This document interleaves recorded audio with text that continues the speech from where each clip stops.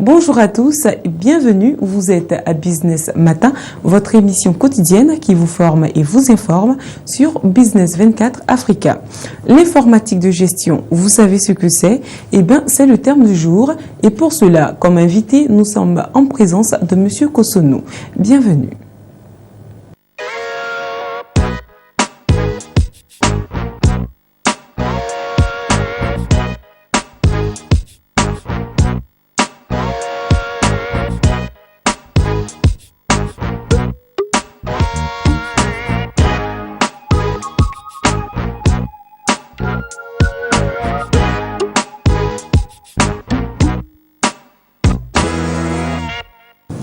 Le thème du jour est l'informatique de gestion.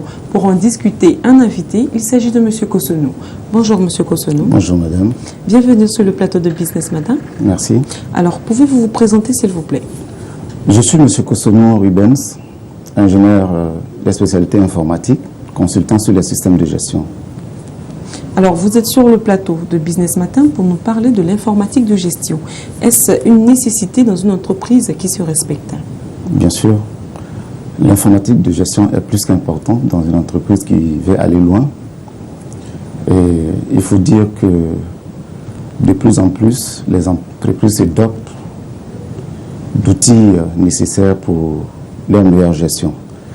Et la filière informatique qui est chargée de mettre en œuvre toutes ces applications-là, c'est bien l'informatique de gestion. Merci beaucoup, M. Kosonou. Après donc cet argumentaire, on peut donc vous demander ce qu'est l'informatique de gestion donc. En fait, l'informatique de gestion s'intéresse à tout ce qui est matière à gestion, donc matière à gérer, c'est-à-dire tout ce qui concerne la gestion de l'entreprise. Donc je pars du flux, c'est-à-dire de tous les différents types de flux. Et donc les flux, je vois les flux financiers, je vois les flux commerciaux, je vois les flux au niveau ressources humaines. Et donc pour cela, l'informatique de gestion a bien pensé en mettant au point un certain nombre de logiciels qui sont déjà sur le marché, qui nous permet en fait de gérer tous ces différents flux. Et donc, on parlera aujourd'hui des logiciels dans le domaine de la comptabilité, des logiciels dans le domaine de la gestion de l'activité. Et donc, quand je parle de la gestion de l'activité, ça s'apparente à tout ce qui est gestion de services, gestion des stocks et tout. Donc, en ce qui concerne aussi les ressources humaines, donc c'est aussi la gestion du salarié depuis son entrée dans l'entreprise jusqu'à son départ de l'entreprise. Voilà un peu en ce qui concerne quelques domaines qui sont un peu standards que nous retrouvons un peu sur le marché, qui intéressent de plus en plus en fait les PME. Mais on peut aller plus loin que ça. Bon, pour citer d'autres gestions aujourd'hui, comme les CRM et la gestion électronique de tout ce qui est commerce, tout et tout. Tout ça, c'est des matières à gérer par l'informatique de gestion. D'accord, nous allons revenir tout à l'heure, mais dans le contexte économique et dans l'optique de Business Matin, pouvez-vous affirmer aujourd'hui que l'informatique de gestion est désormais incontournable?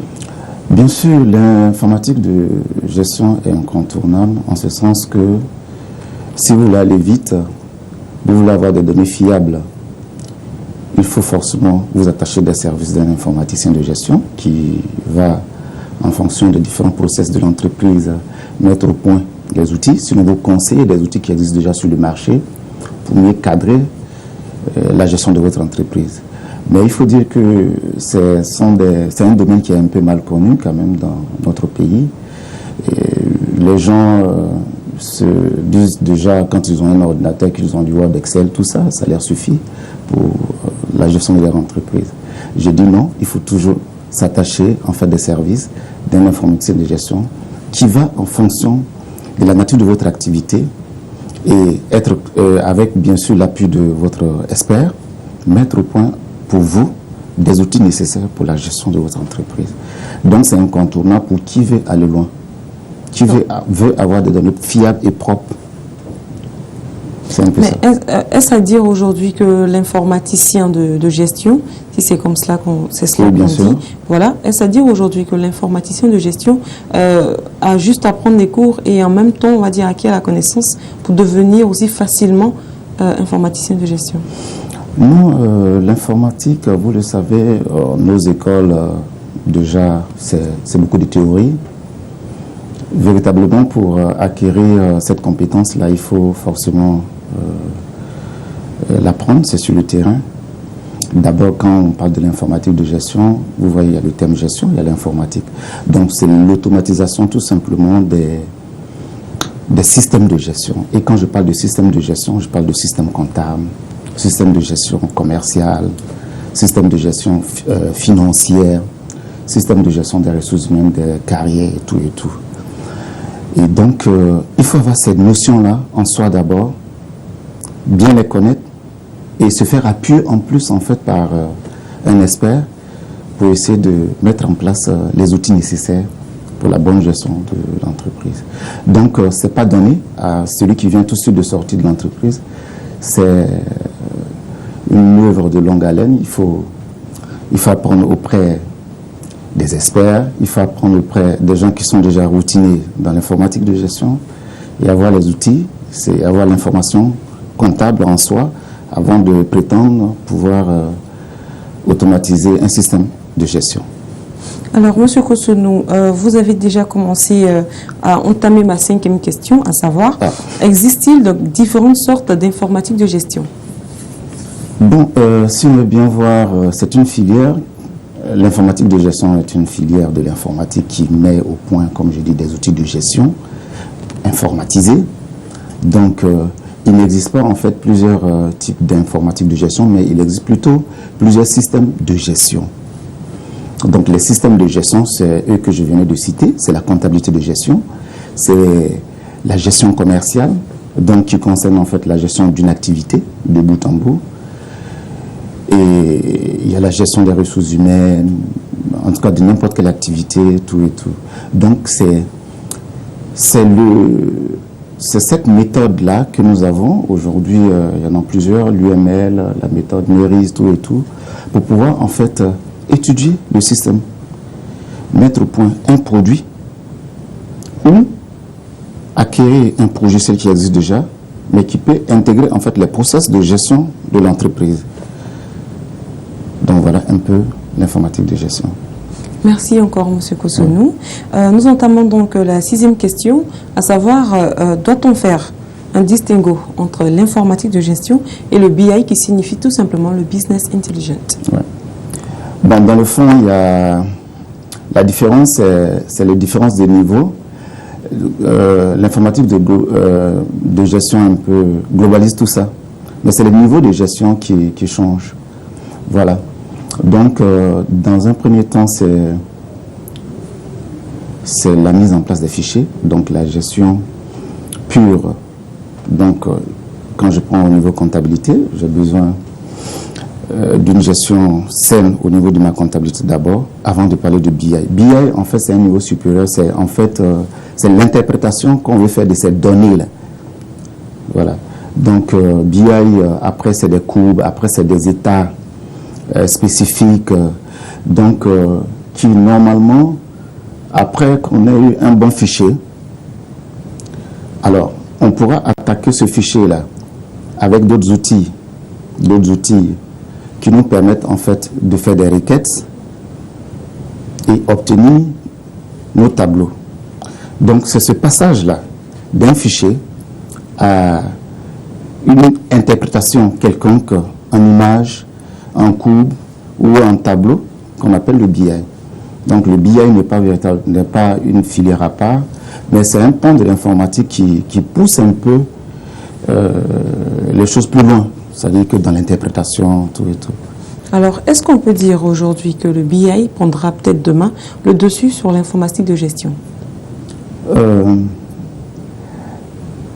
Mais pour arriver au BI, il faut passer par l'informatique de gestion. Sinon, c'est l'informaticien de gestion. C'est l'informatique de gestion qui donne forme au BI.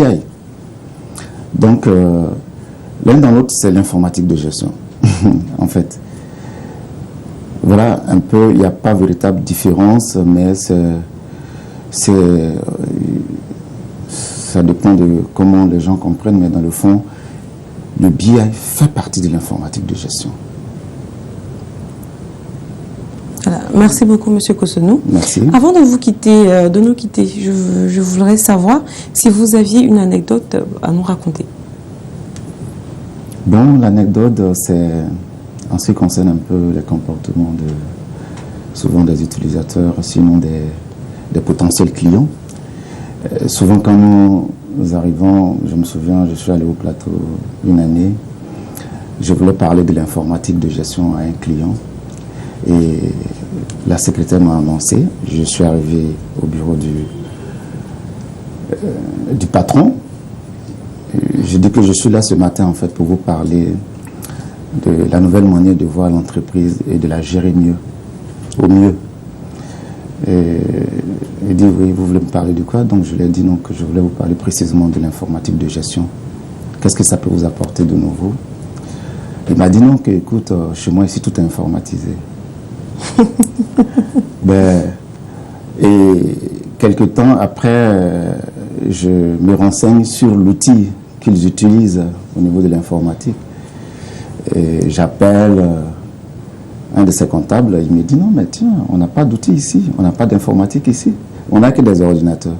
Donc pour dire qu'en fait, par moment, les gens se disent que le fait d'avoir un ordinateur chez soi et installer des outils de traitement de texte, tableur, fait qu'on est informatisé.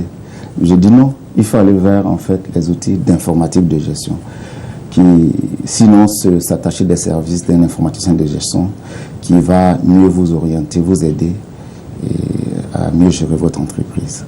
Merci beaucoup, M. Cossonnou. C'est donc sur cette note très joyeuse que nous allons recevoir tout à l'heure Sylvestre Affery pour l'informatique. À tout de suite.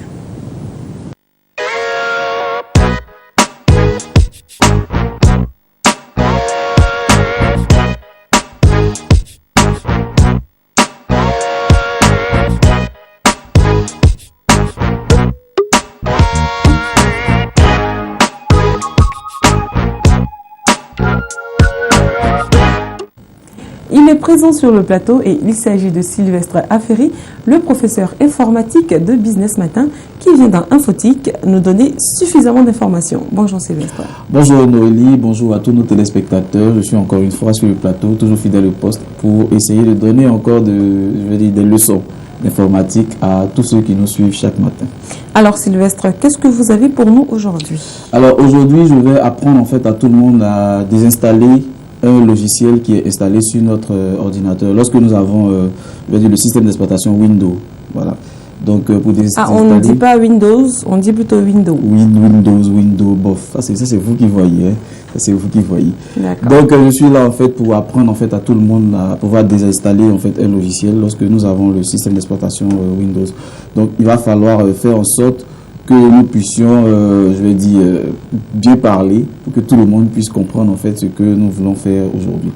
Alors pour désinstaller en fait les logiciels, très souvent nous avons des logiciels que nous installons sur notre ordinateur, soit pour tester ou qui s'installent facilement sur notre ordinateur lorsque nous partons sur Internet. Donc lorsque nous avons envie de désinstaller, il nous suffit de cliquer sur le bouton démarrer, voilà. Puis d'aller dans les panneaux de configuration. Donc sur Windows 8, on doit cliquer sur le bouton droit de la souris, puis sur l'icône Windows et enfin cliquer sur le panneau de configuration. Donc dans la rubrique programme, on clique sur désinstaller le programme, désinstaller un programme. Donc souvent on a la possibilité aussi d'aller voir la date à laquelle on a installé, la date à laquelle le logiciel s'est installé sur notre ordinateur. Donc on peut aller, sur la colonne installer, pour voir la date et on sélectionne la période durant laquelle le logiciel a été installé. Comme ça, lorsque la date a été sélectionnée, on peut voir en fait les différents logiciels qui ont été installés pendant cette période-là. Et on peut maintenant désinstaller le logiciel, on le sélectionne et on le désinstalle en cliquant sur désinstaller ou modifier. Donc une fois que c'est fait, on suit maintenant les indications pour pouvoir désinstaller correctement notre logiciel de notre ordinateur. Merci beaucoup Sylvestre. Merci. Alors pour tous ceux qui nous suivent et qui ont pour habitude de supprimer simplement, on va dire, l'icône qui se trouve sur votre écran, eh bien, sachez que vous n'avez pas désinstallé du tout l'application ou le logiciel. Oui, voilà, il faut donc suivre la méthodologie du professeur informatique. Et donc, c'est sur cette note très joyeuse que nous allons recevoir tout à l'heure Alex Mokhtar pour Panorama. À tout de suite.